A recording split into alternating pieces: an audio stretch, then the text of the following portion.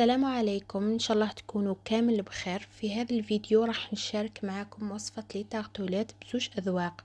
الذوق الأول ذوق الفراولة، والذوق الثاني بالشوكولا والموز. تبعوا معايا الطريقة. بداية نفكركم بالصلاة والسلام على خير الخلق محمد عليه أفضل الصلاة والسلام. إذا كنت جديدة معايا ديري اشتراك للقناة وديروا جيم للفيديو. راح نبداو في العجينة. نحتاجو 125 غرام مارغرين مع رشة ملح مع ملعقة زيت.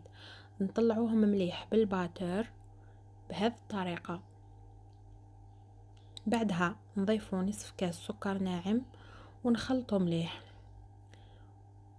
بهذه الطريقة. وبعدها نضيفو بيضة كاملة وقشور ليمون.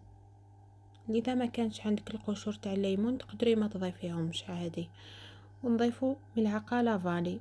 نضربوهم مليح على سرعة. ونضيفو 2 ملاعق حليب. هذا مكون سحري يخلي لي تارتولات تاعكم يجيو خفاف. لازم هنايا في المرحله هذه نخلطو مليح حتى يتجانسوا لنا المكونات، يعني الحليب يتجانس مع المارغرين وما يروحش وحده في القوام تاعنا.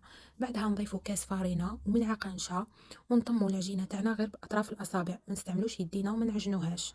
نضيفو غير شويه بشويه الفارينه عفوا حتى نتحصلوا على قوام مليح. نقسموها الى نصفين. النصف الاول نحتفظوا به بذوق الفانيلا، والنصف الثاني راح نضيف له الكاكاو. النصف الثاني كي نحيتو قبل ما نضيف الفارينه بزاف، لانه كي نضيف الكاكاو راح تنشف لي العجينه.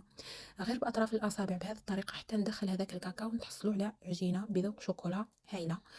خليوها ترتاح. غطيتها بالسيلوفان. بعد ما ارتاحت نجيبوا لي مول تاعي نبدا نشكل لي تارتولات بهذه الطريقه. نسويهم، نديروا طبقه تكون مليحه، نعدلوهم بالموس بهذه الطريقه، نحيو الزوائد.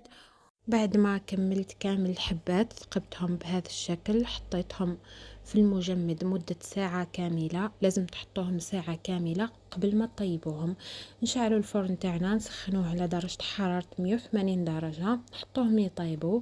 كي نشوفوهم حماروا لي من التحت ومن الفوق حوالي 20 دقيقة نحيوهم. بعدها نروحو دركا نحضروا كريم باتيسير. الكريم باتيسير هذه بزاف بنينة، خبوا الوصفة في عينيكم. اول حاجه في كاسرونه درت كاس ونص حليب مع 2 ملاعق يكونوا ممسوحين نشا، نغربلوهم هكا بواسطه صفايه. بعدها نزيدو عليهم 2 ملاعق سكر عادي وصفار بيضاء وشويه لافاني ونخلطوهم بارد في بارد. كيما نخلطوهم مليح نحطوهم فوق النار متوسطه ونبقاو نحركو حتى تعقد لنا هذيك الكريمه تماما بهذه الطريقه. بعد ما تعقد لنا نفرغوها في إناء ونغطوها اون كونتاكت ونحطوها في الثلاجة حتى تبرد لي تماما.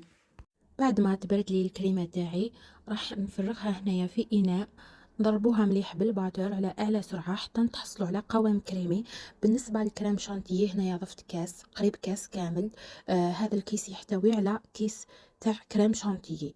نضربوهم مليح مع بعضهم. راح نستمروا في عمليه التحريك مده 5 دقائق حتى تطلع لنا هذيك الشانتيي وتعطينا كريمه باتيسير بزاف هايله وبنينه وعاقده. كما راكم تشوفوا هنايا قسمتها الى قسمين. القسم الاول خليته غوفاني راح نحطه في لابوش عادي نستخدمه في التارتولات بذوق الفراولة. وهنايا القسم الثاني ضفت له 50 غرام شوكولاتة ذوبتها في حمام مائي وخلطتهم كيف حتى هي حطيتها في باش وحطيتهم في الثلاجة. راح نبدا دركا نمونتي في لي تارتولات تاع الفراز. هنا حطيت مربى الفراولة، خدمته صنع منزلي. الوصفة تاعو بزاف سهلة، اذا حبيتوها قولوا لي نعطيها لكم. وحطيت الطبقة الثانية تاع كريم باتيسير. كريم باتيسير هذه تليق ثاني بزاف التحليات، يعني حاجة بزاف بنينة. لازم تعتمدوها. هنا حطيت فوق لي طارتولات تاعي حبات تاع الفراز، قصيتهم على شكل قلب بهذا الشكل. دهنتهم بشويه ناباج. كيما نذكركم وصفه الناباج راح تلقاوها في اخر الفيديو كامله سهله مهله. جربوها على ضمانتي، يعني راح ندير لكم كونتيتي مليحه. لي طارتولات هذو تاع الفراز لازم تجربوهم، بنتهم روعه، خاصه الكولي تاع الفراز اللي حشيت به لي طارتولات لداخل، يعني جا حامض وبنين. يستاهلوا انكم تجربوهم صراحة. لازم تعتمدوهم لسهراتكم الرمضانية. والشكل ثاني جاو روعة، الله يبارك معنا ما نقولوا. هنايا ننتقلوا لتاع الشوكولا. جبت حبات تاع التارتولة تاعي حشيتهم بشرائح تاع الموز. درت شويه فايتين هكا من الفوق باش تجيني القرمشه هذيك لداخل لي طارتولات تاعي. بعدها درت خطوط تاع التوفيه كراميل وختمتها بهذيك كريم باتيسير بذوق الشوكولا. هذا هو الشكل النهائي تاع لي طارتولات تاعي، جاو بزاف بنان، جربوهم وراح يعجبوكم بزاف.